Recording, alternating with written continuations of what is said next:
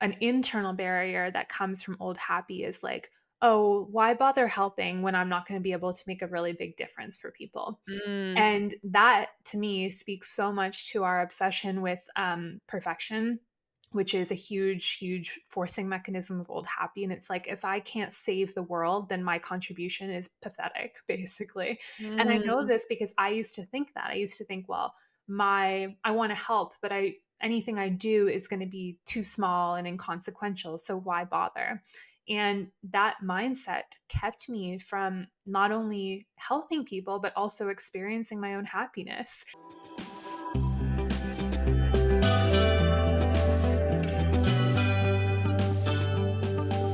Hello, guys. Welcome back to the Evergreen RX. I'm your host, Hayden, licensed mental health therapist, Cancer Moon, and the first to get deep at any party. And I am so thrilled about today's guest. We have Stephanie Harrison on the pod today.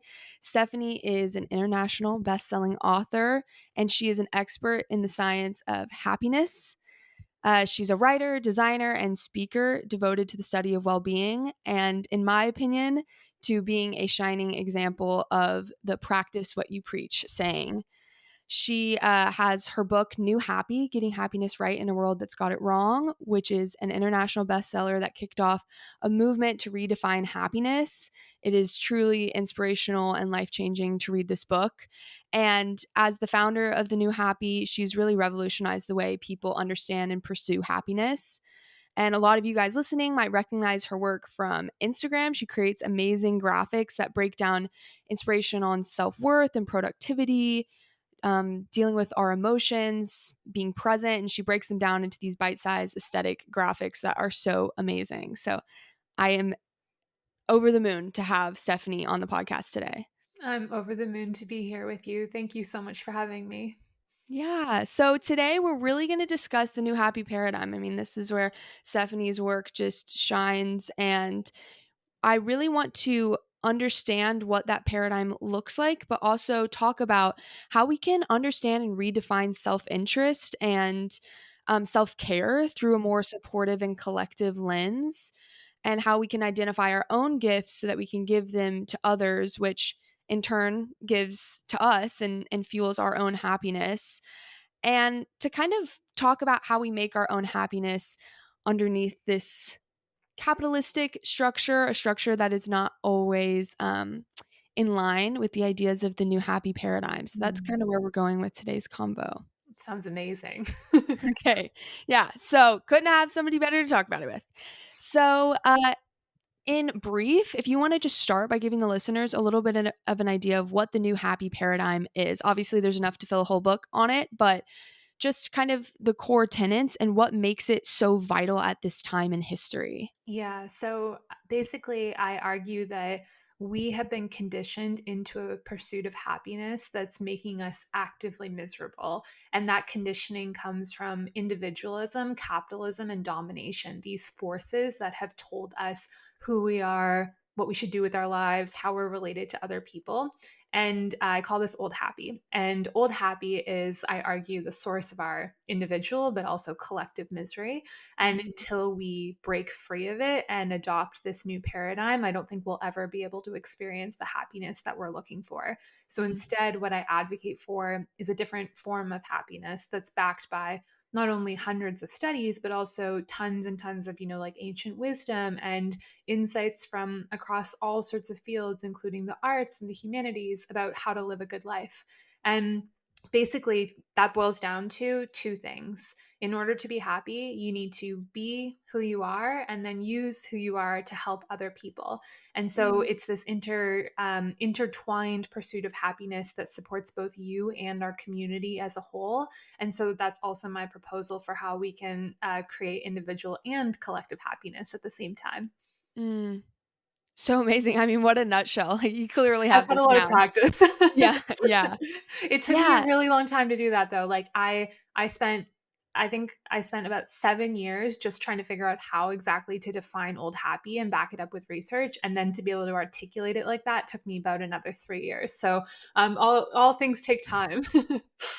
Yeah, I think what's so fascinating about your work and what makes so much sense with redefining this happiness paradigm is the collective nature to it, because Mm, I think a lot of us inherently understand that as we've gotten more individualistic and we've moved away from community, that we're less happy, and that was very evident in, the pandemic and mm, through other, like, life transition experiences that people have gone through, where it takes you out of the community that you've been in, whether it's a big move or leaving a mm, school or whatever.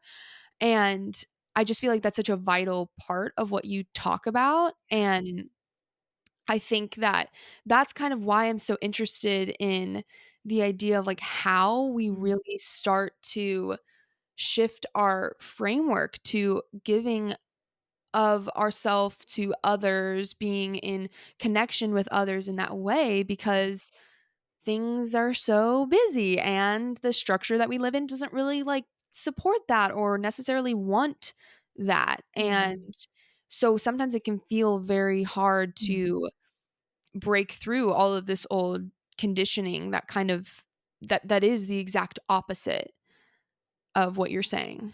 It's really tricky, and I just want to acknowledge that. I'm so curious to hear your thoughts on this too, given your expertise and what you do. But something I think that's really interesting, and you touched upon this when you brought up self-interest, is that one of the ways that old happy keeps us stuck is by convincing us that our self-interest is fulfilled by focusing exclusively on ourselves. Mm, And that becomes a very, very dangerous cycle that when I look around, I see so many people getting stuck in. And more broadly, I think it's even more evident on a cultural level too when we look at, like who we hold up as leaders, who is in charge of politics or of big institutions, of who is valorized in our media.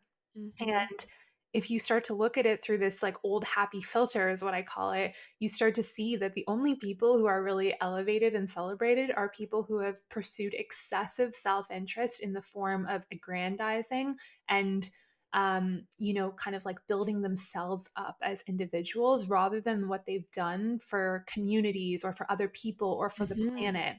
And the problem with this is that yes, there are things that we all need to do that are exclusively like for ourselves, right? Like, of course, we all need to, for example, brush our teeth every day in order to protect our oral health. Like, that's an important thing that you can't substitute elsewhere. But mhm, all of us also can only fulfill certain parts of our self interest by being there for other people and by showing up for our communities.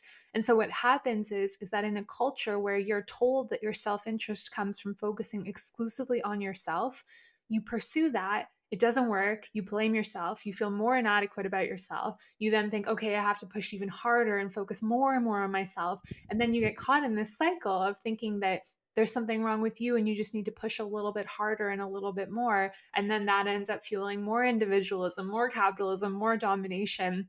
And so, what I really wanted to do with my work was help to expand this understanding of our self interest and recognize that in many ways, the very most important thing you can do for yourself is to be there for other people. mm, And this is why I have a lot of issues with like kind of phrases like, oh, you have to put yourself first and all of that kind of stuff because they make it seem like it's a trade off, like you can't satisfy both at the same time, which we know is very much possible from all of the research that's been done. yeah, yeah. I mean, I think something that I have been thinking about more in my own life and practice is, you know, in the therapy world, there is a lot of there's a large emphasis on you and the individual, and you're in individual therapy, and the therapist doesn't even really bring much of themselves, if any Mhm. at all, to that relationship, even though it is a relationship. And yes, there's ethics and there's boundaries, and we understand that, but there can be this focus that gets perpetuated of, like, thinking about myself, talking about myself, healing Yeah. myself, doing all this inner work. You have to do it Mhm. alone, and you go on retreats or whatever, like, Yeah. and that does get really, really isolating in some ways, and it also can get really draining Mm. and old. Mhm. And I think I've been playing around with the idea more of how healing and just even, like, living and enjoying, which is such a big part of healing and being alive, is like found so much in those moments of play, being Mm. with others, trying something new, which tends to be when we're with others or in some kind of strange new environment. Yeah. And I think that when you start turning away from that kind of internal, like reflective self, because there can be like the ego kind of Mhm. e self, and then there can also just be this real um, you're really absorbed with this reflective Mm. self relationship. I think when you start to incorporate other things, at least I found that the things that I learn Mm. or the solutions that I come to or the stuff that gets worked out that I've maybe been trying to work out all on my own, that I've been approaching in this very individualistic way, it Yeah. just naturally comes forth. So wise. Wow. That's really profound. I think that's been my experience as well. Like there it's really interesting, isn't it? Because I love therapy. I love my own therapist. I love Mhm, all the therapists who I've met. And yet, in many ways, the fact that therapy is offered as like the only solution for mental health care in this country is very epitomizes old happy in a lot of ways, to your mhm, point, because it's this very individualistic solution. And the furthest that we go is like family or group therapy for mhm, bringing other people involved. And as you said, there's all of these other techniques, many of them, with roots in other religions, indigenous practices, in recognition of our interconnectedness and spirituality that offer us these approaches that might be also supportive, but that aren't offered in the same way or mhm, recognized as viable as individual one-on-one therapy. And I think that's really interesting and sort of speaks to, again, like, unfortunately, this idea that you're broken is everywhere in old happy culture. Is so pervasive. It is the like kind of like the foundational belief in old happy that you're broken and there's something wrong with you. And even sometimes I wonder, I'm like, does going to therapy ever reinforce that belief for mhm. people, and like make them feel that way? But I'm super curious to hear your thoughts on that. Yeah, I think that's a really good question. I think that it can. I really do. I think I've experienced that in my own personal therapy journey as well, and I agree with you. I absolutely love therapists that I've worked with for so long, and um and it's not her, it's not, no one is like telling me, but there is this um just larger tone in the way that we talk about mental health and self-care and those things going hand in hand that um can start to get in your head. It makes its little way in of like, well, I need to work on this. I need to work on that. Oh my god, my attachment style, this, that, whatever. Like I can't get through my morning routine without having Mm, something I've bumped up against that some, you know, well, that's probably because my generational trauma, that's, whatever it is. Like we have all these words, and I do think sometimes inadvertently and usually out of a place that's really well yeah. intended, it does kind of push that narrative forward that something is wrong Mm, or that we have to be doing this work at all times to yeah. just get by. And it's like there's really no end date, there's no finish line for that. And that's where I think this idea of contribution that you Mm, talk about is so, I'm so fascinated by it because I just think I have in my own life run into barriers with trying to incorporate more things kind of in my mental health, my mm, wellness, just life practice, things like contributing, whether this looks like volunteering or just yeah. being there for my friends more at the drop of a hat or helping someone move or whatever it is. And I've run into barriers with that because I feel like, oh my God, is there enough time? Or I want to give back, but where do I even start? Where do I Mhm. look? Like it can be very overwhelming. Yeah. And my guess is a good amount of that probably has to do with the fact that the old happy narrative is Mhm. really at work, but I'm very interested to know how you think we address these barriers. Yeah, it's so interesting too. I think you nailed it so well. Like one thing we have to recognize is like if we're trying to dismantle old happy, which is ultimately my goal, is that, you know, it's not going to just like roll over and let us do that. Like these are highly entrenched and powerful systems that have very large incentives in place where it wants us to behave in a certain way. And that means we're going to run into resistance as we try and address it. And that resistance might be internal in ourselves, it might be in the world. So, like, I think all the time about how, like an internal barrier that comes from old happy is like, oh, why bother helping when I'm not going to be able to make a really big difference for people? Mm, And that to me speaks so much to our obsession with perfection, which is a huge, huge forcing mechanism of old happy. And it's like, if I can't save the world, then my contribution is pathetic, basically. And I know mm, this because I used to think that. I used to think, well, I want to help, but anything I do is going to be too small and inconsequential. So why bother? And that mindset kept me from not only helping people, but also experiencing my own happiness. And as mhm, soon as I sort of got over myself and thought, okay, well, the way that I always reframe it for people is thinking about a time that somebody helped you and they didn't have to do it. They just showed up. They said they saw you were suffering, they saw you needed something, and they came to you and they made a difference for you. And you can probably bring to mind a couple of those moments that are really salient, right? That have stayed with you, of these moments of care and love and contribution. And mhm. then imagine that they had stayed home because they thought, oh, it's not going to matter.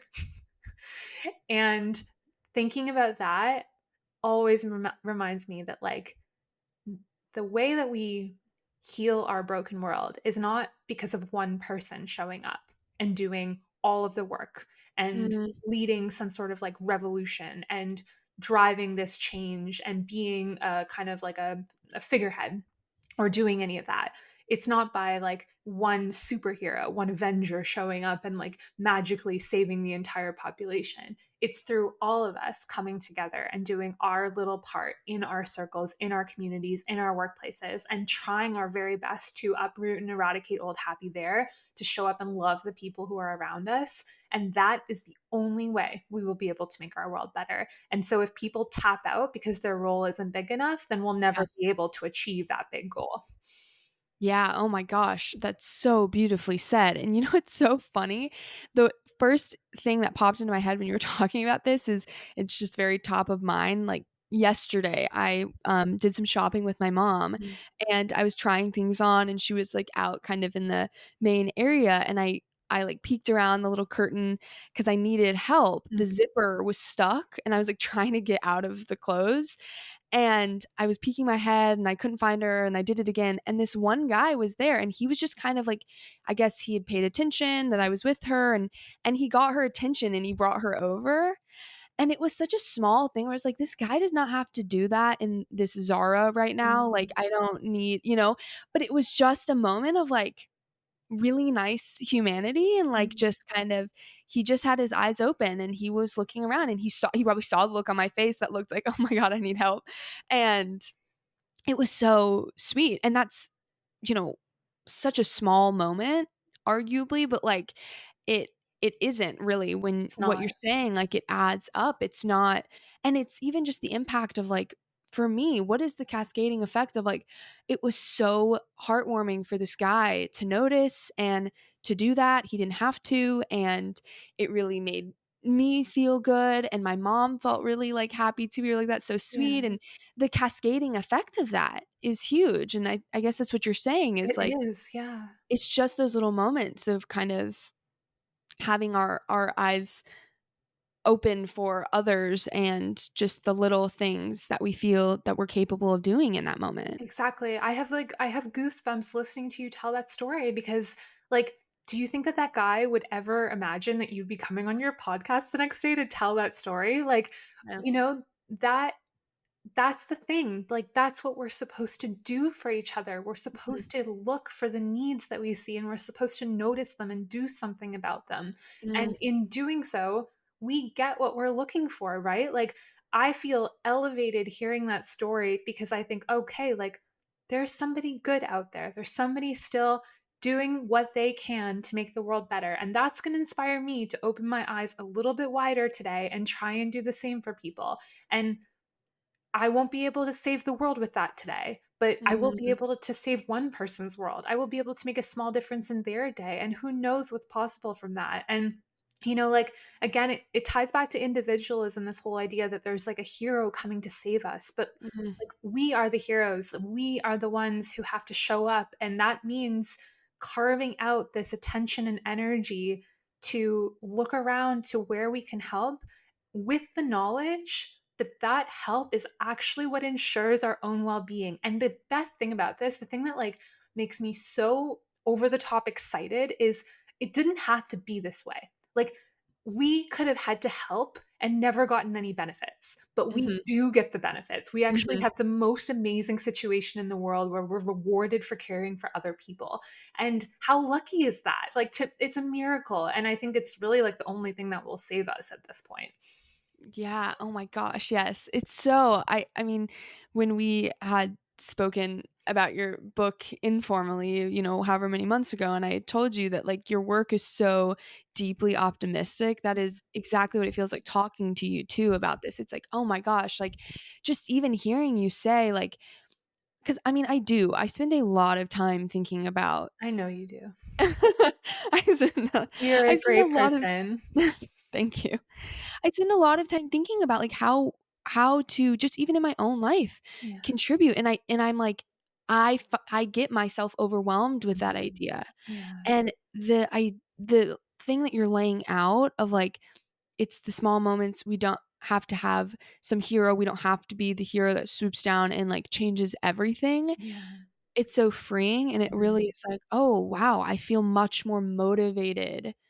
I feel much more energized to go out and do what I can," because Yeah. now it feels like that is enough, because Yeah. that's what you're I think that's what you're saying is that this old happy idea, it really fools us into thinking the things that we are doing, that we feel capable of, aren't enough, Yeah. so then we just don't even feel motivated to do those things, Yeah. because why even try? Why Why get bother? started?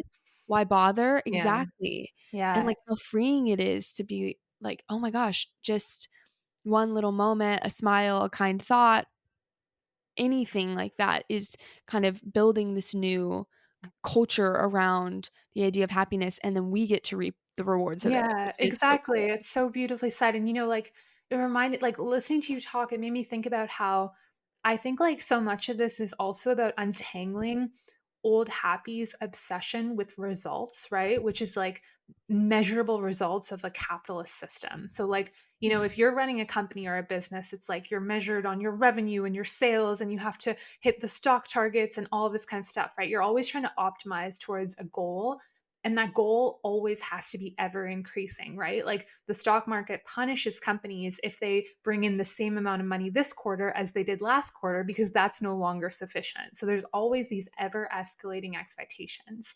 And I think like what we have to do is untangle this idea that like we're giving to get a certain result out Mm, of somebody. And I think that it can be really easy to get wrapped up in like, okay, I'm going to help this person because I want this result to happen from it. But mhm, the best form of help to me is about being result agnostic and saying, like, I'm helping you simply because I'm a person who values this, who knows it mm, benefits me, and I want to be a part of a world where we're building a kinder, more loving society. And therefore, I help. And what you do with that help, or how you respond to it, or how it unfolds for you, isn't really my business. And it makes mhm, me think about your job as a therapist, because I'm like, I would imagine in session, like, you show up and you don't always know what exactly is going to help your client, right? Or like 100%. the comment that you say today, how they might reference that in 6 months and be like, that Mhm. changed my life and you had no idea. Yeah, You yeah. but you were showing up and being who you are and trying to help through your expression of yourself, and then the outcome, it didn't really matter as much. It wasn't something you were holding so tightly or so dependent on, or justifying your self-worth on.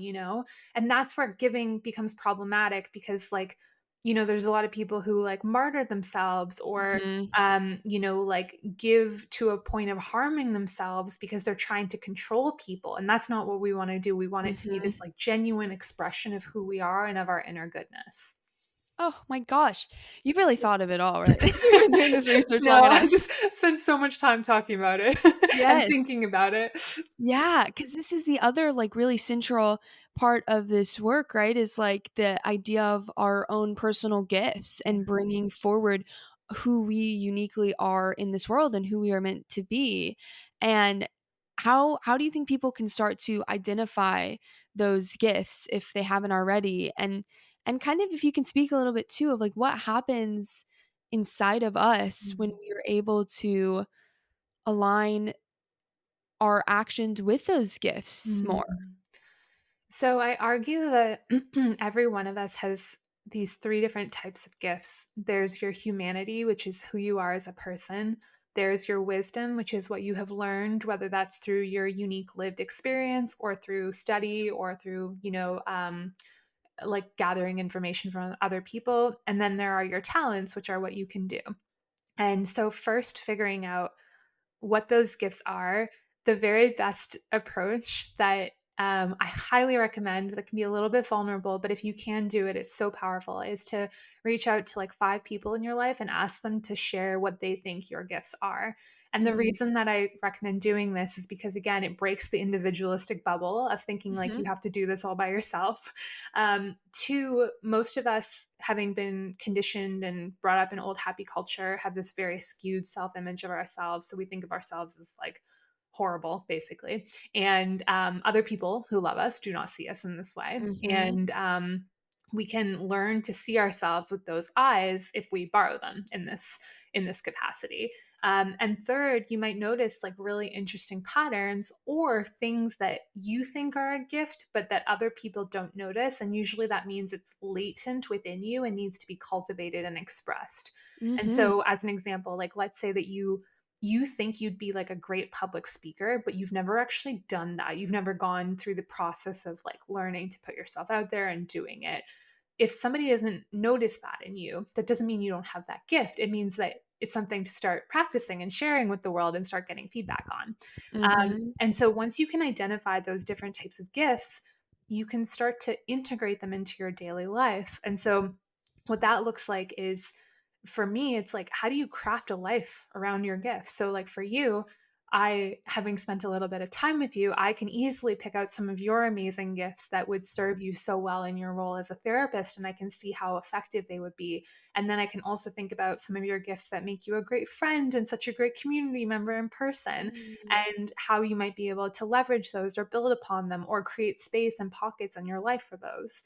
And what mhm, happens is the more that you do that, the more joy you get to experience, the more resilience you tap into, and the more you create that for other people. Because that's the thing about a gift. Like, it doesn't just benefit you, it also is used outwardly to help other people.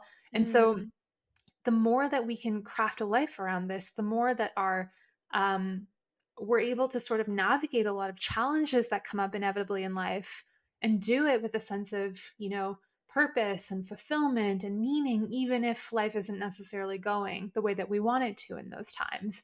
And then when mhm. life is going well, you get to tap into this, like, huge source of joy and potential. But overall, it's something that puts your happiness in many ways central into your life, integrated into your activities and your way of being.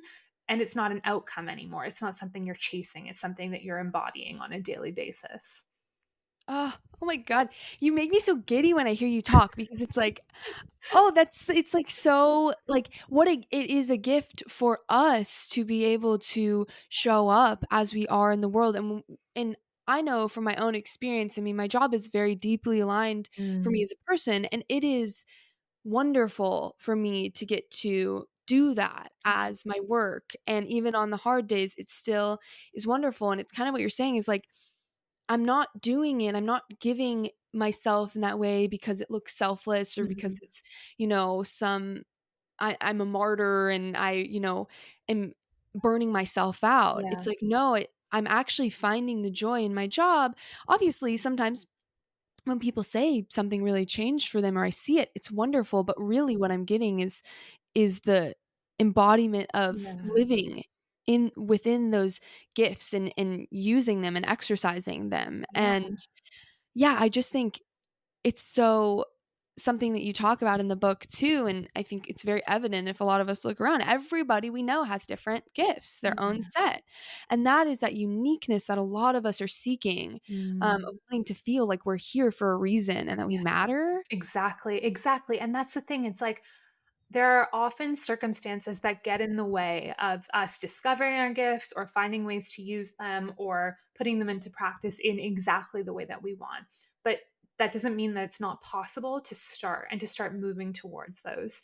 And what I Mhm, always want people to say to think about is like, in the ideal world, in a new happy world, everybody would be in positions where they use their gifts to help in the way that they uniquely are positioned to do, in the mhm, way that you're describing. And everyone's needs would be satisfied because we all have these unique gifts and we would all be able to contribute something important to our collective community. mhm. We force people into paths that do not suit them because of old happy conditioning that says, oh, you have to be a lawyer or a doctor or a business person or a teacher or whatever it is that you were told you have to be in order to be acceptable. But Mm. the truth is that whatever calls to you, however you can integrate it into your life, whether it is through your work, in your community, as a hobby, as a passion project of yours, that is what will help you to experience that happiness and to meet needs that are Mhm. going unfulfilled at the same time. So, not only is this, again, benefiting your self interest, but there's also a moral imperative here where I always talk to people who are like, oh, I really want to start sharing on social media, or I want to start my own business, or like kind of take these big leaps. And I always say to them, don't, it's too scary to do it for yourself. Mm, You have to leverage the power of community to tap into your courage, because if you instead think, I am depriving people of the chance to have a need fulfilled by silencing myself or hiding myself away, it becomes a lot easier to be brave versus yeah. the feeling of, oh, I have to put myself out there and I have to be smart and I have to look a certain way and do all this stuff. Like, that's going to keep you stuck forever, isn't it? Yeah, because even that, it's like that's so like I, me, my, like it's Yes. and it feels lonely or just yeah, very scary versus Yeah. like, I there's others out there. Like this is for us. This is for like the collective and it is my, one of my purpose, if not the purpose for me in my life is Yeah. to bring my gifts forward and that's true for all of us. And I do really want to comment on when you said that there can be like the latent gifts too, Mm. the ones that are going kind of unexpressed. I think that's so powerful because yeah, if you ask like people in your life and maybe the gifts that you thought they were going to say, some of them are missing. I think that there could be a tendency to go like, "Oh, I guess I don't know," or, I'm not kind of who I thought I was, and it's like, "No, maybe it's just there's some reason why that hasn't come out. Maybe it Yeah. wasn't valued when you were younger because of this old happy idea, Totally. and something was shoved down or pushed away or shamed or whatever." Yeah. And it's like, "No, that doesn't make your gift, like, it any less than the ones that people already see." It's so important to bring that forward too in any way that you can. And I think that that's powerful because I'm sure a lot of people have some wounds around some of their really beautiful gifts because of the Yeah. things that we value in our culture and the things that we don't. It's so true, and, like, I would even, like, just building on what you said, I would also say, like, if there are things that you were shamed for when you were younger or qualities that were, deemed as, like, weird or uncool, you should look at that as a source of Mm, your gifts. mhm, mhm. Because anything that breaks you away from, like, the kind of established old happy norm often does get treated in a really harmful way, and so, of course, then we, like, isolate ourselves from it and try and disown it. But the I find that people, if you give people enough space to figure it out or to even just listen to themselves, a lot of people know who they are. Like, Mhm, they know deep down. Like, I always wanted to be an artist, for example. And it was something that was so weird and impractical, and so I never ever considered it as a career path. And yet this desire to make art was always within me. And it wasn't until I was going through like profound challenges in my own personal life and like literally struggling so much, and I had to figure out something to do with my emotions, that I started to channel them through artwork. And it was Mm, only because of that precipitating event that I found the courage to tap into that latent gift within me and to start to do mm, something with it. And now my job is in many ways being an artist, which I never in a million years would have imagined. And what a weird circuitous path that that ever even happened. But if you have a sense of inner knowing within you, like I'm meant to do X, Y, and Z, it's now your responsibility to start trying to do something with it. And it doesn't mm. have to be huge. It doesn't have to be you have to quit your job and change your life. In fact, I would advise against that. I would advise that you think, okay, if I have 1 hour this week, what can I do to help me to tap into this? And you're not allowed to do more than an hour. And then do it again next week. And then keep trying and see what happens, because that is how real transformation begins, is with those little baby steps that don't seem like they're ever going to mean anything, that ultimately add up into being everything. 100%. Yeah. And I think you're really, reflecting something that a lot of people probably can connect to is that sometimes these gifts, they appear out of these challenges and these times of transformation. And what you're proposing is we don't have to kind of wait for those super hard moments. Those gifts are actually the things that can really help us through those hard moments, and we can utilize them in the good and the bad times in life.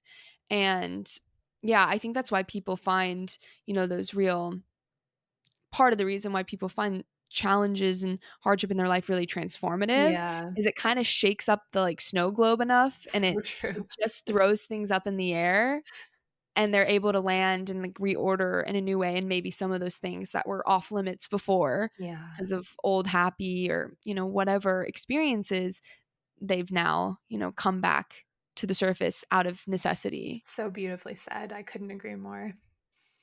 I'm curious how you think that we can kind of balance, well, now saying this question, I'm like, they're not mutually exclusive, but like thinking about maybe the listener that's like, well, how do I balance my personal Mm, needs and things like that with contributing to the well-being of others, mhm. being in community, taking the time to do that? Like, how can I find that balance, and how can I notice when I'm falling back Yeah. into old happy thoughts? I think that you know, I think the funny thing about a lot of our self-help, wellness, mental health content world is that it advocates like removing things from your life and eliminating stuff. And that can be a good approach. But I tend to veer more on the side of trying to add things Hmm. that bring you meaning and fulfillment. And so I think that a lot of our a lot of people that I hear from feel like their lives are very full but very empty at the same time. Mhm. So they're busy, they're running around, they have all this stuff on their plate, but it feels meaningless. It feels pointless. It feels like, when is life going to change? When is my real life going to start? When are things going to finally click into place for me? And I think that if that describes you, what I would recommend is thinking about how you can add a source of meaning to that. And before you yell at me and say, like, I'm too busy or whatever, it doesn't, again, this isn't like you don't have to overhaul your whole life. This is, I'm talking like an hour or two a week, which I think most of us can usually carve out in some way. And just thinking about, like, how can I use this time to do something that helps me to, like tap into my gifts and share them in some way. And it, again, you don't have to try and change the world. Just try and show up for your neighbors or for your community in some way. Be the friend who calls to check in when something is going really hard in your life. Be the Mm, person who drops off a meal for somebody in your neighborhood who's going through something tough. Start making things, start sharing who you are with people. Anything that you can do that just gives you a chance to practice those things. And what people tell me is that like 1 hour becomes more meaningful than almost everything else that they're doing. And from there, you can start to expand it outward.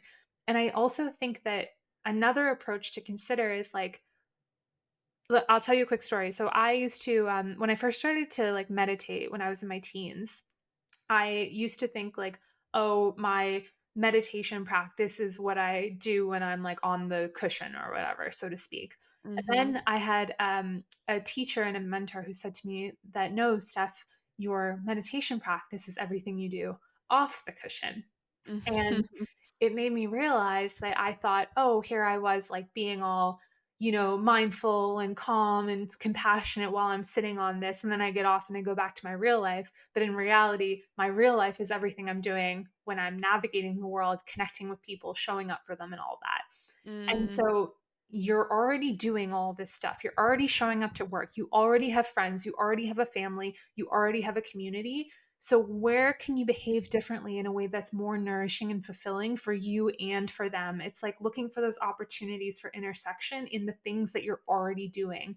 So, if adding something on feels too much, simply trying to transform your existing interactions into ones of love and care and Mm. consideration will go so, so, so far.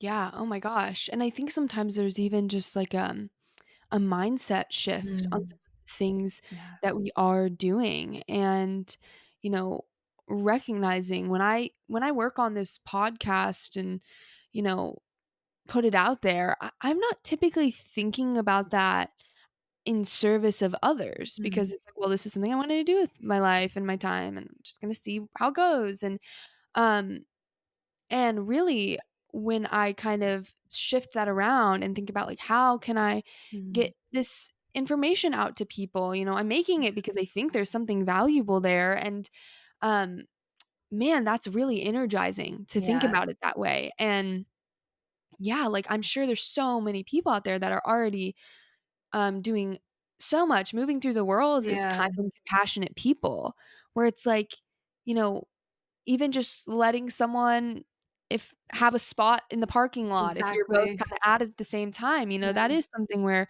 shifting that mentality and recognizing that it is that you already are doing some of this, and then also like, "Wow, these are little micro moments. Where can I add a little more? Where can I yeah, sprinkle some extra in?" Like, and how good does that make me feel when I'm exactly. sprinkling all of this in? Exactly, like, to me, I hear you say that, and it's like, these little moments of love that we can just cultivate in our days, like, we all know that's what matters most, right? Like, we all know deep down everything else is ultimately just a distraction that we've made up.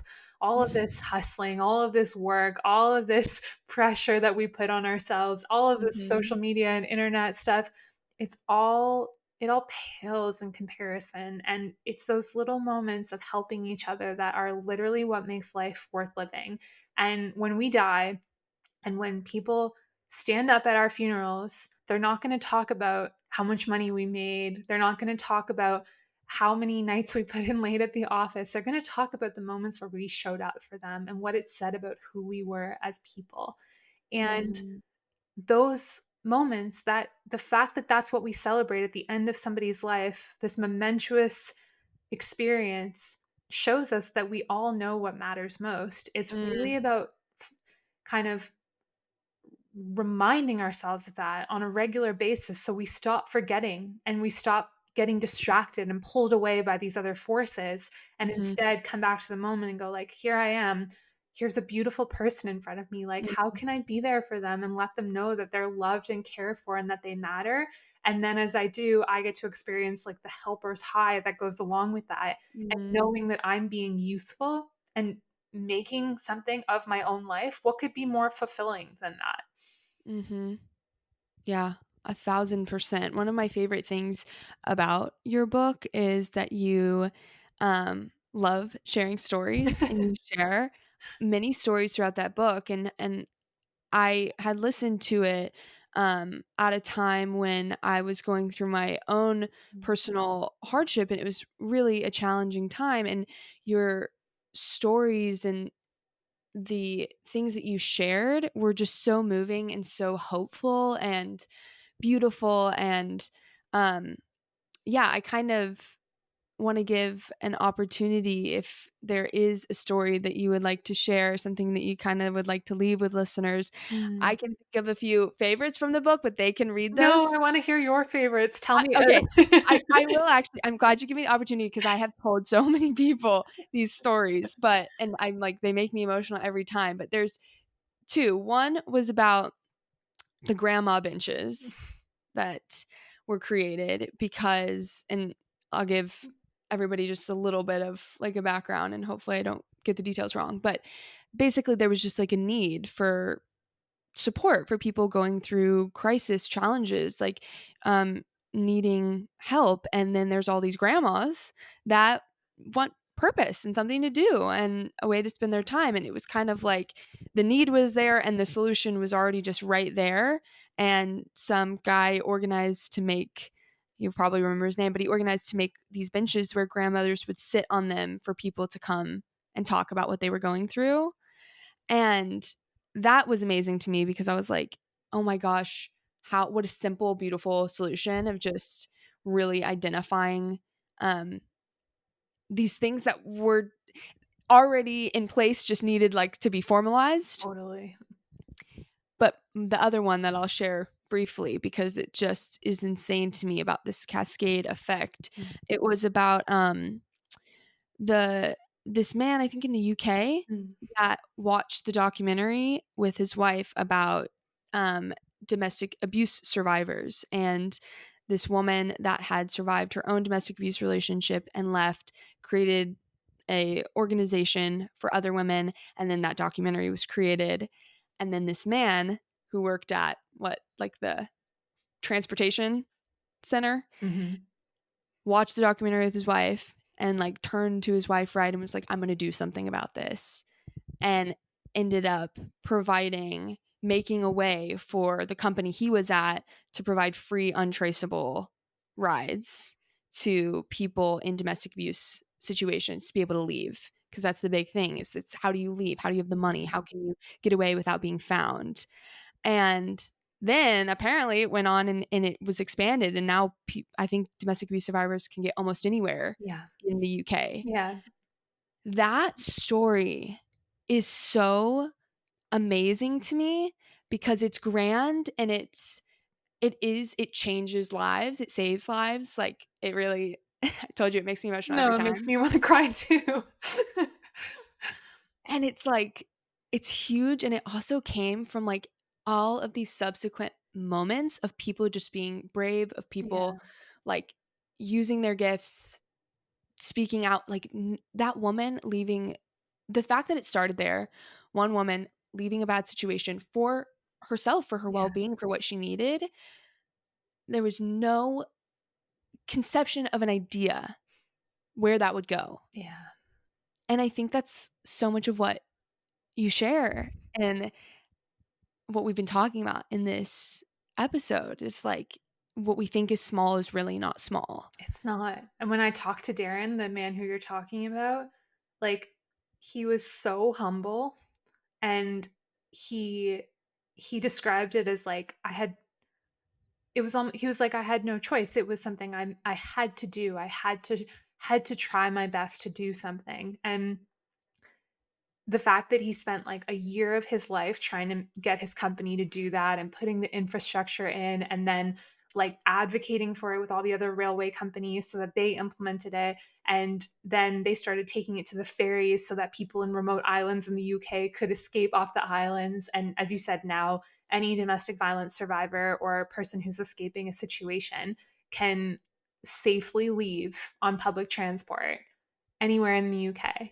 And the woman who left her husband, her abusive husband initially, as you said, imagine going back to her and saying, this act of courage, this profound act of courage would have been enough in and of itself. You just leaving to protect your own well being is brave enough. God, it's so brave, obviously. But did you know that in 20 years, the ripple effects of your actions are going to make it so that anyone fleeing domestic abuse will be able to do so safely?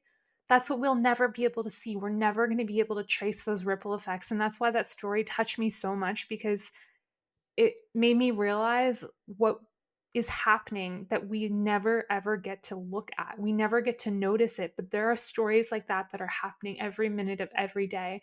And we Mm, have to trust that they're happening and just trust that we're playing our role and that things will unfold in such a beautiful way as long as we show up in the present moment. mm.